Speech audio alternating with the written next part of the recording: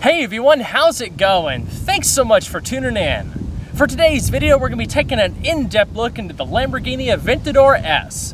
In this review, I'm going to start it up, show the engine, get an exhaust clip, and go over the performance data. Of course, I'll take it on a thorough drive and show you many of the unique aspects throughout the interior as well as the exterior.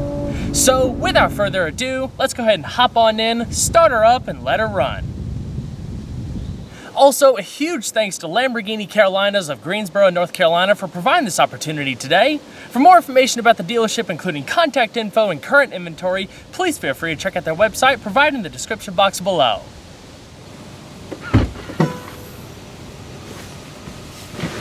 To start the Aventador, all you have to do is make sure you have the key fob within the interior, then flip up the little red cap in the console to reveal the starter button, put your foot on the brake and hold down that button to go.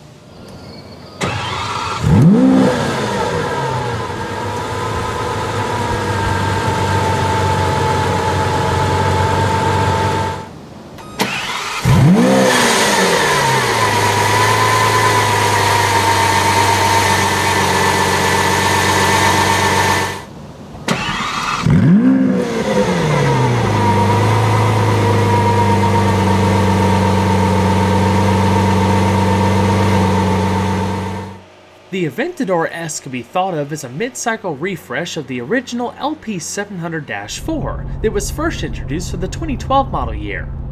Along with updated styling, the S places more emphasis on handling performance, with significant chassis enhancements, more power, and improved aerodynamics. Stylistically, the Aventador was and continues to be one of the most striking supercars out there, a shape that is as functional as it is aggressive. The S takes it a step further by featuring new front and rear fascias and side sills that generate more downforce and channel air more efficiently to where it's needed the most. The front end is characterized by a longer front splitter to channel more air to the radiators and brake cooling channels. Two air ducts in the outer edges of the front bumper work to reduce air turbulence created by the front tires, smoothing the wake as it flows to the side-mounted radiators. The first thing you'll notice at the rear is a massive air diffuser in the lower fascia. The vertical fins you see amplify the airflow effects of the nearly flat underbody by reducing drag through pressure recovery and generating downforce. Perched on top of the rear deck is an active rear wing that races between three positions based on your speed of travel and the drive mode currently selected. It helps balance the car in conjunction with a set of vortex generators in the front and rear of the underbody. With all the exterior changes, front downforce has been improved by more than 130%. Lamborghini claims that when the rear wing is in its optimum position, overall aerodynamic efficiency at high downforce improves by over 50%, and in low drag by more than 400%. The transparent engine bonnet on this example is an optional feature, but an important one, as it gives you a direct view of the mid-mounted V12. Aside from the typical advancements in technology and performance you'd expect from a new flagship, the most standout elements between the Aventador and the Murcielago lie underneath the bodywork.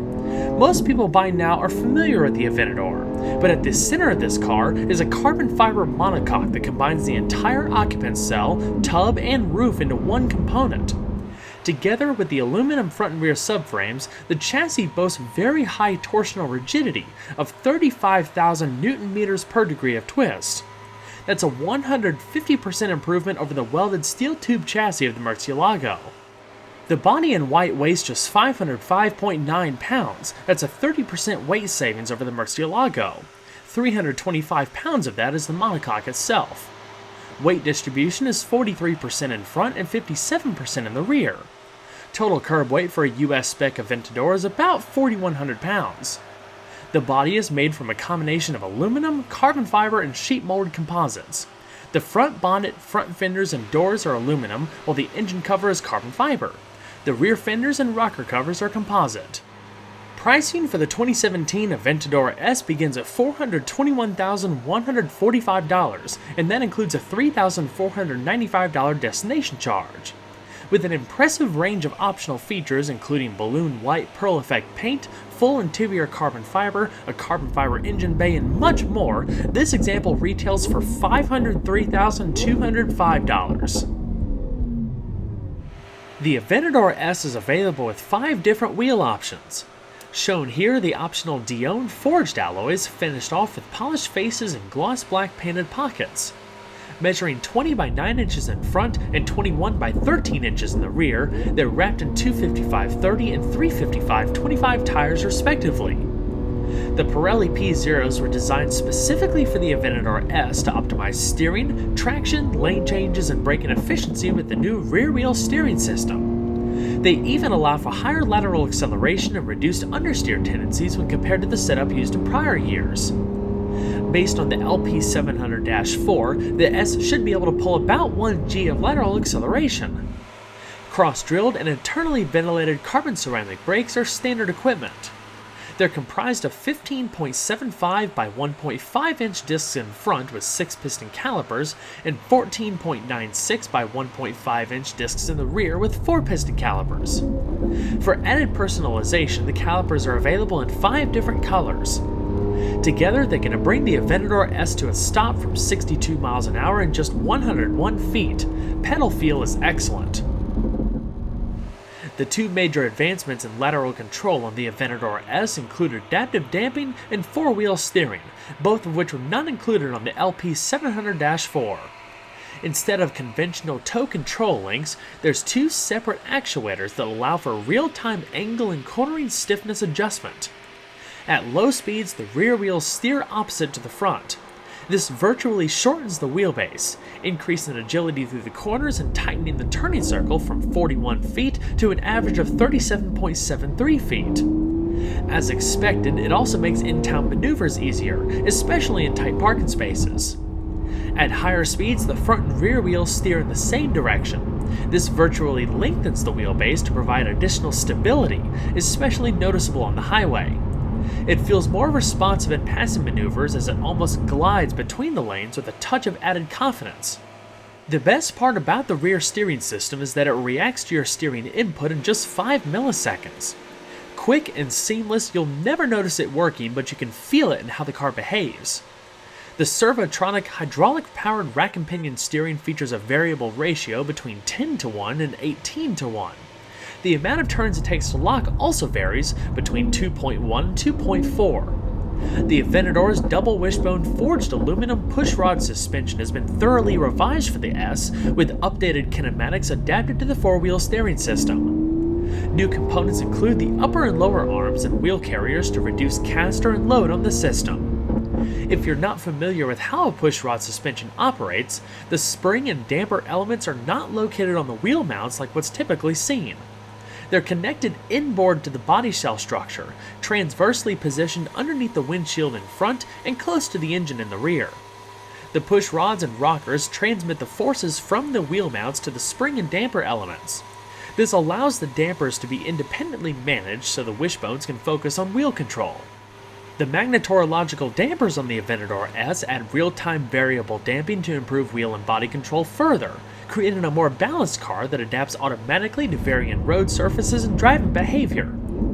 At the heart of the Aventador's 4-wheel drive system is a 4th-generation Haldex electromagnetic multi-plate clutch, which replaced the old viscous coupling system found in the Murcielago.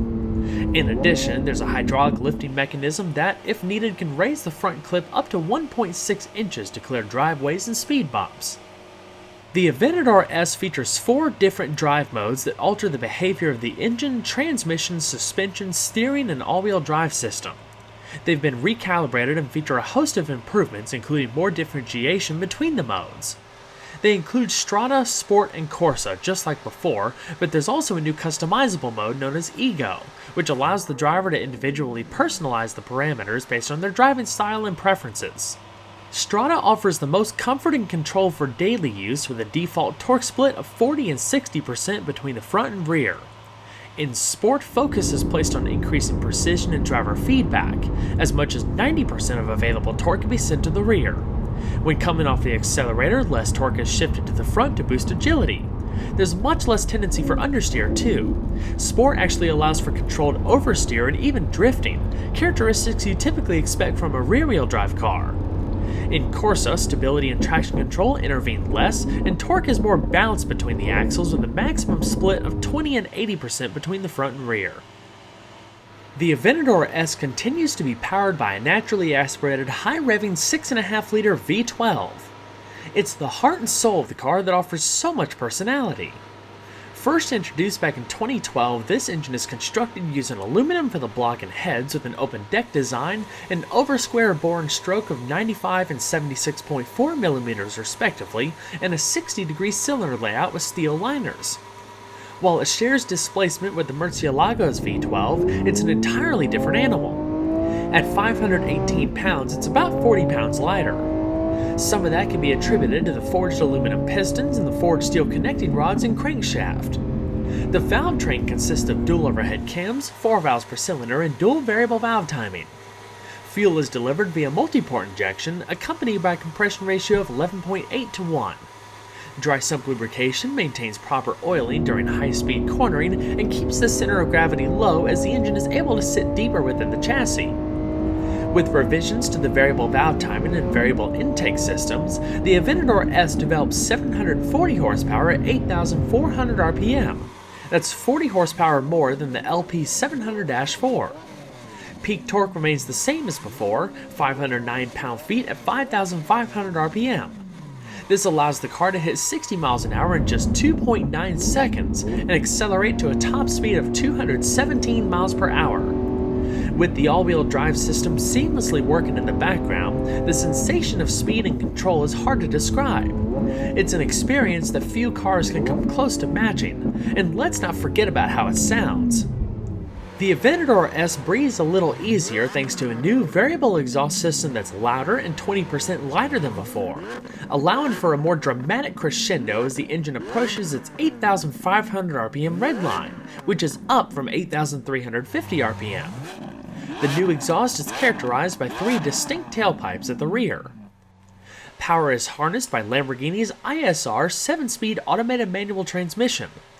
With the ability to shift gears in as little as 50 milliseconds, ISR is one of the quickest transmissions available this side of Formula 1. You can easily switch between automatic and manual shifting by a button labeled M in the center console. During my drive, I never took it out of manual mode. It's incredibly fun having the added control, especially with a car like this. The column-mounted paddles emit a satisfying clink with each pull. Reverse is also engaged by a button in the center console, but neutral is engaged by pulling both paddles towards you simultaneously. ISR uses a single dual-plate clutch and 4 independent shifting rods to control the odd and even gears simultaneously, causing a partial overlap with each gear change, similar concept to a dual-clutch transmission. At 154 pounds, ISR weighs about half that of a comparable DCT. The synchros are even made of carbon fiber. Single-clutch automated manuals typically exhibit lurching sensations at lower speeds, same goes for the Aventador, but it's pretty well managed. Before ISR, you had E-gear, which was offered in both the Murcielago and the Gallardo. ISR is a monumental improvement as it shifts significantly faster. While the DCT used in the Huracan is notably smoother at lower speeds, it doesn't offer the same level of involvement you get with each shift. ISR adapts to how you drive. The harder you push the car, the quicker and more assertive it becomes. It's a unique solution that, in the Aventador's case, is a perfect match to its silky smooth V12. For the fastest acceleration off the line, launch control is available when the drive mode is set to Corsa. EPA fuel economy estimates for the Aventador S range between 11 miles per gallon in the city and 18 miles per gallon on the highway. Expected average is around 13 miles per gallon.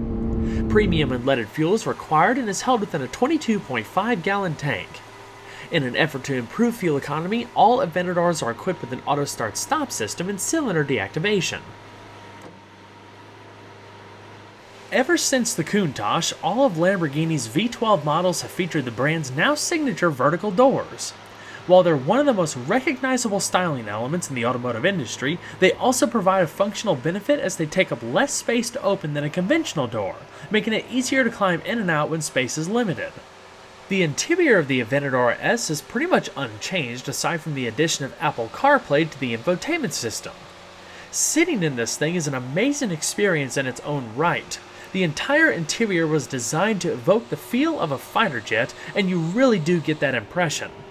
Look around, you'll find banks of toggle switches, and when you grab the wheel, you're instantly greeted by a full TFT reconfigurable digital instrument cluster. When you compare build quality, fit and finish, and ergonomics between the Murcielago and the Aventador, the differences are staggering, so much so that it's hard to imagine that they came from the same company. Build quality, fit and finish, all that good stuff of the Aventador is absolutely world class. The majority of surfaces are wrapped in leather. You can also get Alcantara accents. This particular example has the full carbon interior package, so carbon fiber accents everywhere, as well as the Sportivo package to give it a little bit of a racier look. Both seats are fully powered and have 4-way lumbar adjustment, the steering wheel's manual tilting and telescoping. It's surprisingly comfortable for what it is. You also have some storage pockets here and there, including a glove box and a bit of storage in between the seats.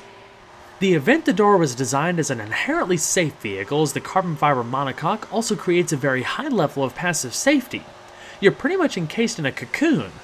In the event of an accident, the bolt-on subframes are designed to absorb much of the impact. If the car ever rolls over, there's a pyrotechnic system built into the bolts of the doors that can be set to discharge so you can still get out of the car, being that the doors open upward. Inside, you're protected by 6 airbags, including front dual-stage airbags, head, thorax, side airbags, and driver and passenger knee airbags. For infotainment, the Aventador borrows a modified version of Audi's MMI system, and if you've used that system in the past, the layout of the controls in the center console should be instantly familiar. In the middle, you have a rotary dial and 4 buttons that correspond to each quadrant of the screen. There's a bunch of different options, and all of that depends on which menu you're in. On either side of that central stack, you have shortcut buttons for the main features. As far as media options, you have standard satellite radio, a built-in hard drive to store songs, and Bluetooth streaming, not to mention iPod auxiliary integration, SD card inputs, and a built-in CD player. In the middle, you have a bank of toggle switches that I mentioned earlier. On the outer portions, you have power windows, as well as the front-end lift, stability control, parking sensors, and turning on and off the auto start-stop system. Right beneath that, you have a standard dual-zone automatic climate control system. Once you press a button, everything is routed through the main dial in the middle. Heated seats are optional. Now let's go ahead and see how she sounds.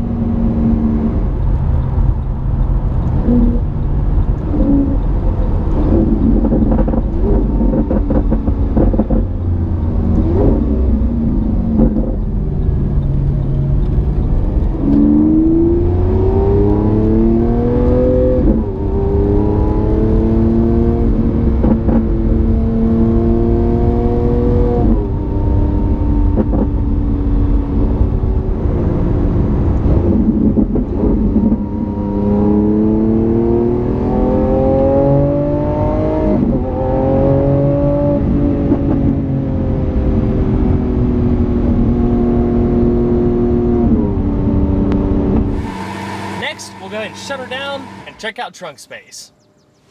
It's a well-known fact that two things that don't really go together are supercars and practicality. It's the same for the Aventador, just like it is with a lot of Ferraris and other vehicles in this segment. Up front, you have 4.9 cubic feet worth of cargo space, which, when the divider's in place, wasn't enough to put my camera bag, but when it's free, you have a little bit of space to put some everyday type items. There's also some illumination and a 12-volt power outlet. To close the lid, just lower it down gently and press on the middle. Well, everyone, I hope you enjoyed the in-depth look at the Lamborghini Aventador S.